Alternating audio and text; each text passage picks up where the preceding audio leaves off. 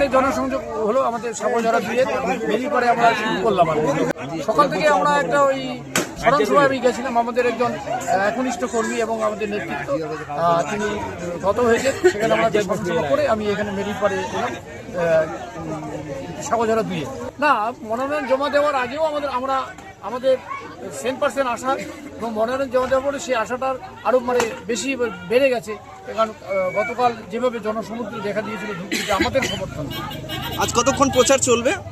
সারাদিন চলবে। মাগুরমারি ওয়ানের প্রত্যেকটা বুথে প্রত্যেকটা মানুষের কাছে এবারের ভোট ভিক্ষা আমি প্রত্যেকটা মানুষের কাছে ভোট ভিক্ষা যাবো। এবারের ভোট ভিক্ষা আমি ধুপগুড়িবাসী বাংলাবাসীকে বাঁচানোর ভোট ভিক্ষা। এবারের ভোট ভিক্ষা এখানকার বেকার বাংলার স্বাস্থ্য, শিক্ষা,